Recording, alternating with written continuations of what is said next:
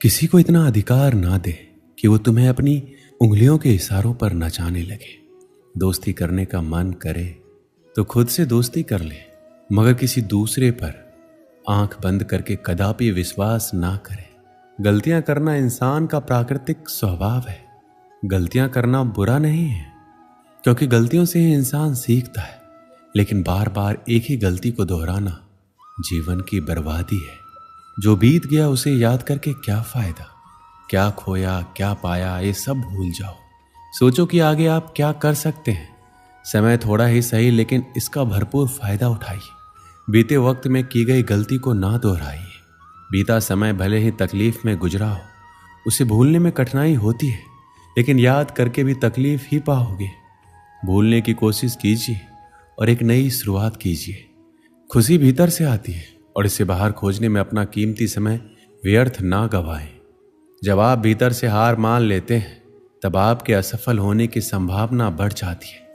हमारे जीवन में सकारात्मक विचारों की बहुत बड़ी भूमिका होती है। सकारात्मक विचार हमेशा सकारात्मक चीजें बनाती है। अपनी कामयाबी का सपना देखिए। रास्ते में बहुत सी छोटी छोटी विफलताएं मिलती रहेगी।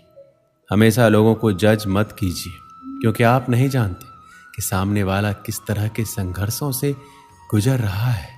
असफलता को एक नया मौका मानो और सफलता की दिशा में आगे बढ़ो। असफलता से सीखना हमें मजबूत बनाता है और हमें सही राह दिखाता है। जब तुम्हारा आत्मविश्वास टूटने लगता है तो अपने अंदर की शक्ति को जानो। यदि तुम्हारे भीतर आत्मविश्वास है तो तुम कितनी भी कठिनाइयों का सामना कर सकते हो। जीवन में कई बार हार का सामना करना पड़ता है, लेकिन हार मानने से नहीं, उससे सीख कर आगे बढ़ने से होता है। अगर तुम अपने लक्ष्य की ओर दृढ़ता से बढ़ते रहोगे तो तुम्हारी मेहनत जरूर फल देगी। केवल ये सोचकर हम दोबारा कोशिश करना छोड़ देते हैं, क्योंकि पहले एक बार हम उस काम में हार चुके होते हैं। जीवन में कभी हार नहीं माननी चाहिए, क्योंकि हार के बाद की गई नई कोशिश में हमें नए दृष्टिकोण और सीखने के अवसर देती है। आप जैसे हैं बेहतर है। किसी के कहने पर या किसी को दिखाने के लिए खुद को बदलने की कोशिश नहीं कीजिए। हमारा मन बहुत ही चंचल है। अभी यहाँ तो कुछ पल बाद कहाँ होगा कहना मुश्किल है।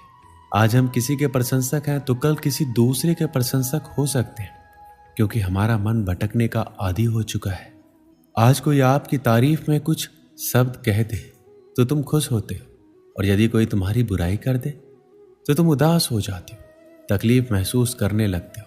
ये सब इसलिए होता है क्योंकि तुमने अपनी जिंदगी का रिमोट दूसरे के हाथों में सौंपा हुआ है, जो तुम्हें अपनी उंगलियों पर नचा रहा है। दूसरों के लिए सजना संवरना छोड़िए। यह आपकी जिंदगी है, इसे अपने हिसाब से जिए। श्री कृष्ण कहते हैं, किसी ने यदि आपके साथ बुरा किया है तो उसके लिए अपनी छवि ना खोएं। अक्सर इंसान दूसरों को देखकर अपने जीवन में बदलाव करने की कोशिश करता है।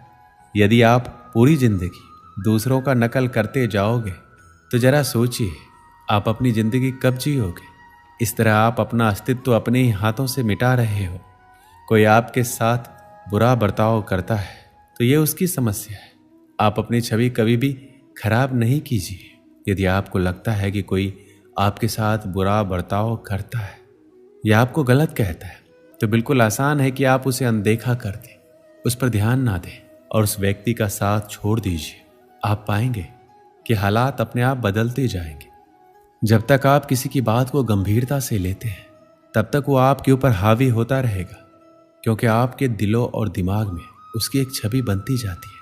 वो आपके दिमाग में कब्जा कर जगह घेर लेता है, जिससे आपकी सोचने और समझने की शक्ति छीन होती जाएगी। लाख तूफान आए, बड़ी सी बड़ी मुसीबत आए, लेकिन उनसे कहिए कि हम टूटने वालों में से नहीं हैं। आपको मनुष्य से जीवन मिला है, अपने आप में यही सबसे बड़ी संपत्ति है। ईश्वर का धन्यवाद कीजिए और इस अवसर का लाभ उठाइए। व्यर्थ की बातों को सोचकर अपने आप को हतोत्साहित मत होने दीजिए। केवल अपने आप को सुनिए। दूसरों के राय या विचारधारा से खुद में कमी मत निकालिए, क्योंकि कोई दूसरा आपकी भलाई के बारे में नहीं सोचेगा। वो केवल आपका इस्तेमाल करने के लिए कोई ना कोई तरीके का इस्तेमाल करता रहेगा। तुम कमजोर नहीं हो और ना ही तुम्हारा वक्त कमजोर है। आप अपने आप को जिस रूप में ढालना चाहेंगे उस रूप में ढाल सकते हो। श्री कृष्ण कहते हैं जिंदगी की कीमत तब मालूम होती है जब जिंदगी के केवल कुछ ही पल रह जाती है, तब एहसास होता है कि समय को कीमती क्यों कहा जाता है। हम अक्सर जीवन की भागदौड़ में अपने लिए समय निकालना भूल जाते हैं। जब मौत करीब होती है तब हमें याद आता है कि हमने अपने सपनों को कितना समय दिया, अपने शौक को कितना महत्व दिया और खुद के लिए क्या किया। जो पास है उसकी अक्सर कदर नहीं करते हैं और जो पास नहीं है उसके लिए तरसते हैं। हमारी जिंदगी अनमोल है, लेकिन अक्सर हम इसकी असली कीमत तब समझ पाते हैं जब हमारी जिंदगी सीमित समय के लिए रह जाती है। जब हमें यह महसूस होता है हमारे पास गिनती के कुछ पल ही बचे हैं, तब हमें समझ आता है कि हर एक क्षण कितना महत्वपूर्ण है। जीवन की अनिश्चितता हमें यह सिखाती है कि हमें हर दिन को पूरी तरह से जीना चाहिए।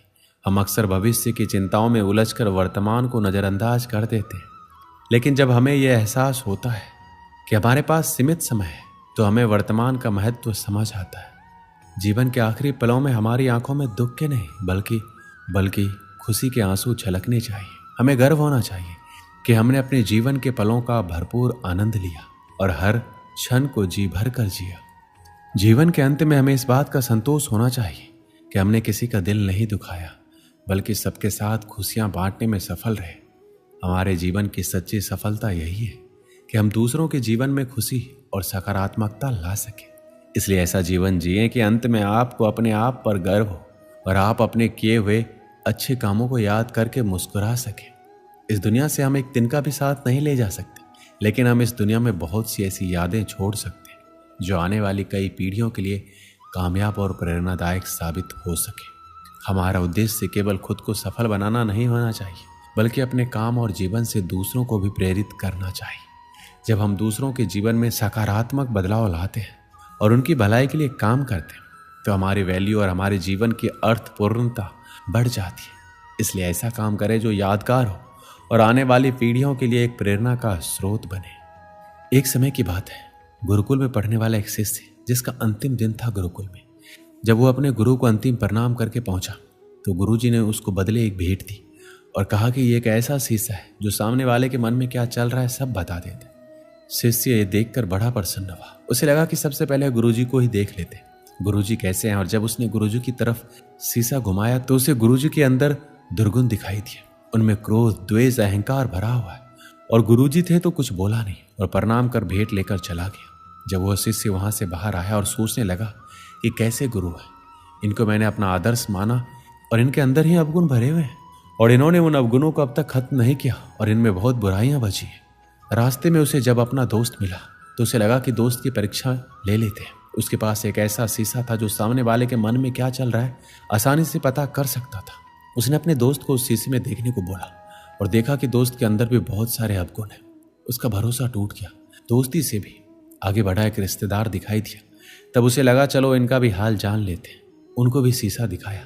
तभी शिष्य उनके मन के भाव पढ़ लिए कि रिश्तेदार में काफी कमियां है। अब उस शिष्य का भरोसा धीरे धीरे संसार से उठने लगा और कहने लगा कि गुरुजी, दोस्त और रिश्तेदार सब में कमियां है। अब वह शिष्य अपने घर की तरफ आ चुका था।